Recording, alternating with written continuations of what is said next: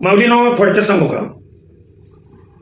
आपला मृत्यू आपण दररोज पाहू शकतो का? किंवा आपला मृत्यू आपण पाहू शकतो का? हा प्रश्न आपल्या मनात आल्याशिवाय राहणार नाही. बरोबर आहे का नाही ताई? बरोबर आहे का? हां. तर लक्षात ठेवा, अनेक प्रश्न मनामध्ये निर्माण होतात सर, किंवा काहींच्या मनामध्ये अशी शंका येईल, बरं महाराजांसारख्याच्या मनामध्ये अशी शंका येईल, काय रामभाऊ महाराज की सर मग प्रत्येक जण आपला मृत्यू पाहू शकतो का? तर याचं उत्तर काही नकारात्मक द्यावं लागेल, काही होकारात्मक द्यावं लागेल. संत महात्मे आपला मृत्यू दररोजच्या दररोज पाहतात, देण्यात आलं. त्याच्यामुळं ते अधिकारवाणीने म्हणतात, मरण माझे मरून गेले, मजसी केले अमर. आपण नाही म्हणू शकत हे. आपण नाही म्हणू शकत म्हणजे तुम्ही आम्ही जीव जे आहे, हे जीव संसारामध्ये मायाजाळामध्ये अडकलेलो असल्यामुळं आपण नाही हे म्हणू शकत. हां, आपण जर जगद्गुरु तुकोबारायांच्या प्रत्येक शब्दावर नवे प्रत्येक अक्षरावर जर आपण विश्वास ठेवला, मी अक्षरावर म्हणतोय, शब्द तर अक्षरापासून बनतो, या प्रत्येक संत वचनावर जर विश्वास ठेवला तर आपण स्वतःचा मृत्यू स्वतः आपण पाहू शकतो. कारण का पहा, दररोज जी आपणाला झोप आहे, झोप ही झोप दुसरं तिसरं काही नसून माऊलीनो, मृत्यूचा एक प्रकारे सराव आहे. काय म्हणायचं तुम्हाला? बरोबर आहे. हा, कारण काय काय ना गोळ्या खाऊन झोप येत नाही, कारण अंतःकरणामध्ये भय आहे. लक्षात ठेवा, खूप काही बोलू शकतो आपण याच्या वरती. मी अगोदर बोलून गेलो की आपण कालच्या गोष्टी किंवा आपल्या आयुष्यात घडलेल्या बऱ्याच काही घटना आपण आठवू शकतो, काही घटना आपण आठवू शकत नाही. नवे मागच्या जन्मामध्ये कोण होतो हेही संतांशिवाय कोण पाहू शकत नाही, ज्यांचं नित्य नामस्मरण आहे. जसं आपण आता दररोज आपला ही एक रिहर्सलच आहे म्हणा, की आजच्यापासून प्रत्येक जणांनी हे समजायला काय हरकत नाही की आपण जो आपला शेवटचा दिवस आहे, हे फुकट म्हणत नाहीत, लक्षात ठेवा. किंवा आम्हा भय चिंता नाही धाक, जन्म मरण नाही एक. किती उत्कृष्ट हे बा, प्रमाणाशिवाय प्रवचन कीर्तन करू नये. हे असं का म्हटलं असेल? काय कारण काय आहे? आणि महाराज असं का म्हणतात की पिंड पदावरी दिला आपुली अखरी? काय कारण असेल? पिंड पदावर देता येतो का? आणि तेही आपल्या हाताने देता येतो का? बरोबर आहे की नाही? म्हणजे प्रत्येकाला शक्य आहे का? तर जे अखंड भगवंताच्या नामस्मरणामध्ये आहे, आलं का लक्षात? ज्यांना देहाचा विसर पडिला आहे, आलं का लक्षात? त्यासाठी रात्रंदिवस जगद्गुरु तुकोबारायांनी भगवंताकडे प्रार्थना केली. लक्षात ठेवा. का, कशासाठी प्रार्थना केल्या? काय कारण? माझ्या मना लागू छंद, माझ्या मना लागू छंद. मनाला मग छंद नव्हता का त्यांना? विशेष आहे. एवढी मनाला विनंती करतात. मी बऱ्याच कीर्तन प्रवचनामध्ये हे सांगतो की मनासारखं वाईटही काही नाही, मनासारखं चांगलंही काही नाही, बरं का. पण संतांनी मनाला कधी वाईट म्हटलं नाही, बरं का. हां, रामदास स्वामीचे श्लोक आठवा. त्या श्लोकामध्ये ते मनाला प्रार्थना करतात, वाईट म्हणत नाहीत त्यांना. मना सज्जना, अरे मना, हे मना, तू सज्जन आहेस रे. उपमा, एखाद्या व्यक्तीला जर अगदी वाईट असू द्या ती व्यक्ती, तिला वाईट न म्हणता जर तिला म्हण, अरे वा, तुझ्यासारखं हे काम कोण करू शकत नाही. आणखीन आपल्या व्यवहारातल्या गोष्टींवर काही लक्षात ठेवा. आणखीन ते जोरात पुन्हा दुसऱ्या दिवशी वेगाने काम करू लागतं. तसंच आहे. अरे म्हणा, तू सज्जन आहेस ना रे, मग सज्जन आहेस ना तू, मग काय कर, भक्ती पंथेची जावे. कुठला बी शब्द आपण भक्ती पंचे चिजावे म्हणतो, चिजावे नाही हो. म्हणा, अरे सज्जन म्हणा, सज्जन म्हणवतोस ना, सज्जनासारखं वा. सज्जनाचं लक्षण काय?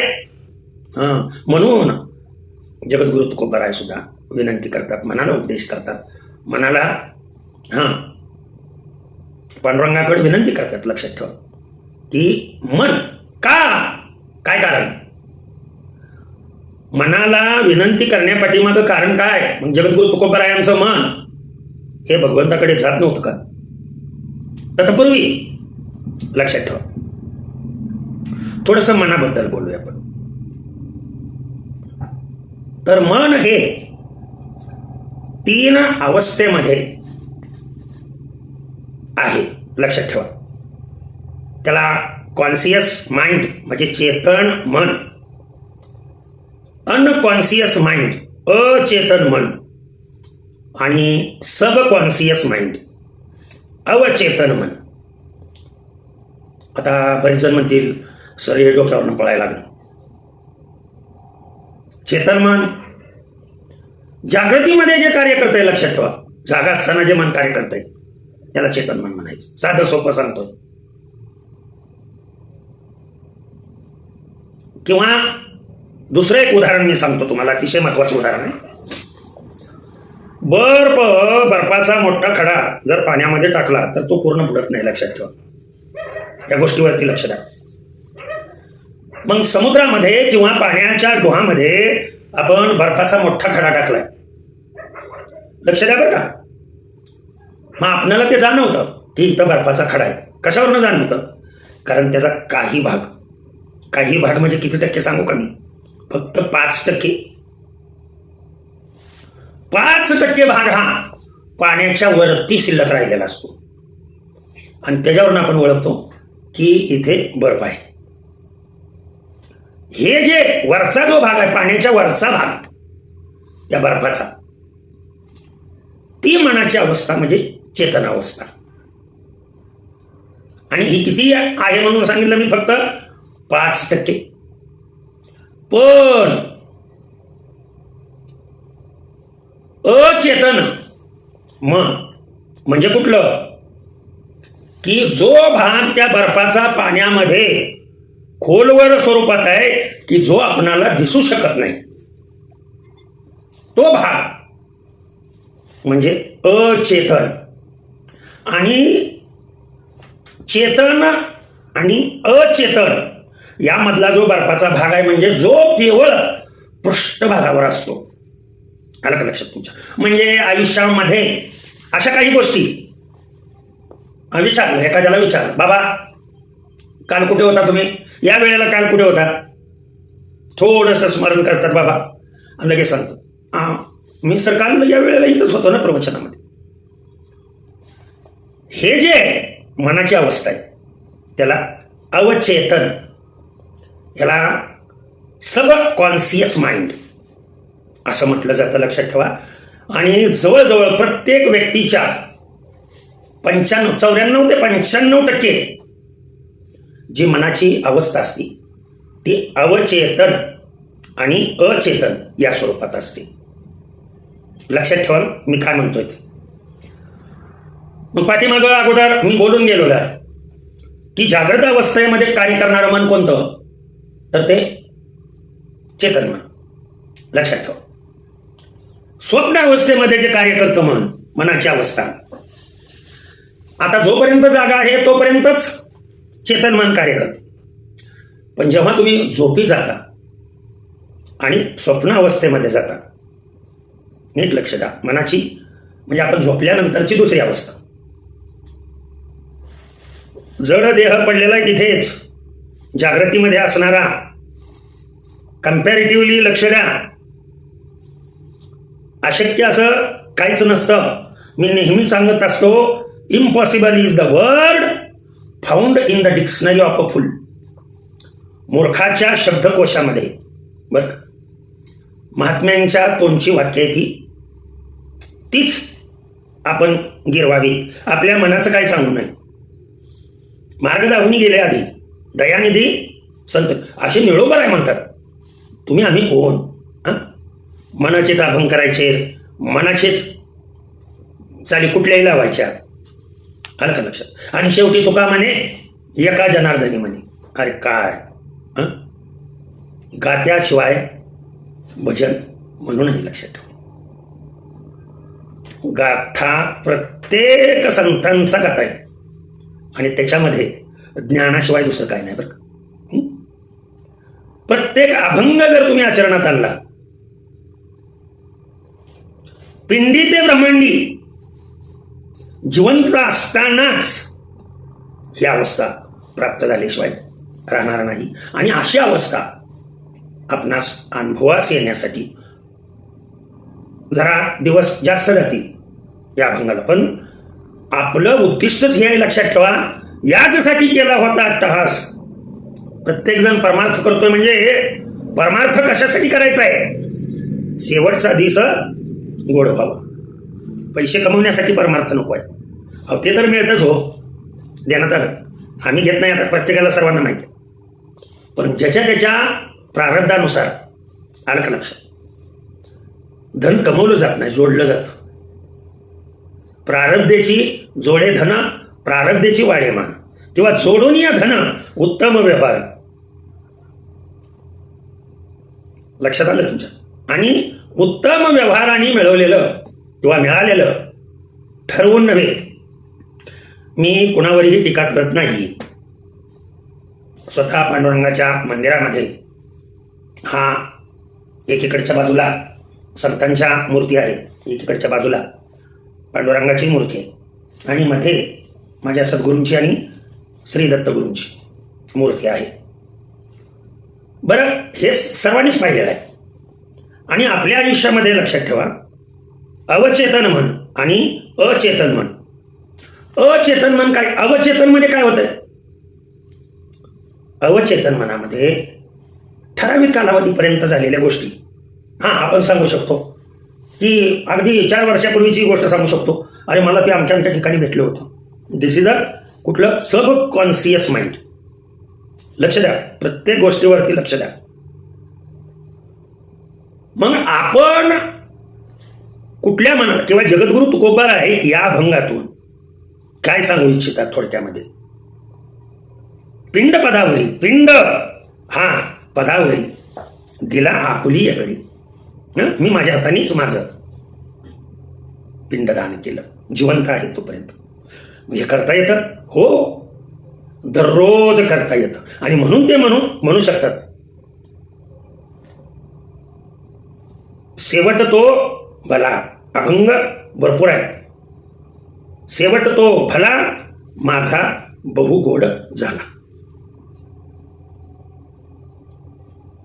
हे आपण सुद्धा म्हणू शकतो, परंतु आपणाला तेवढा अंतकरणामध्ये लक्षात ठेवा, भगवंताविषयी प्रेम पाहिजे, संतांच्या वचनावरती विश्वास पाहिजे.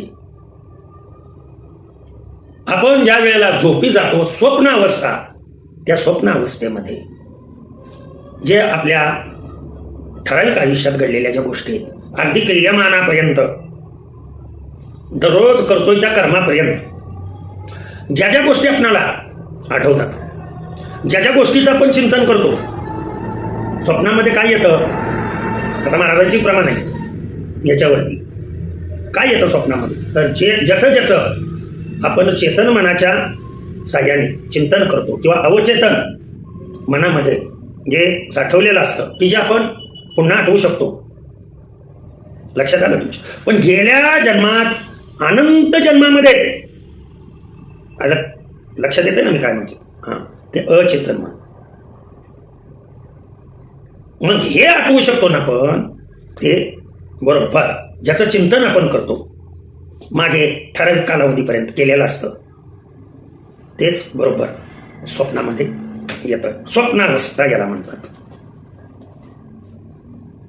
मग हे जागृत मध्ये स्थूल देह, लक्षात आलं तुमच्या? स्वप्नावस्थेमध्ये सूक्ष्म देह, जड देह, त्याला स्थूल देह म्हणतो.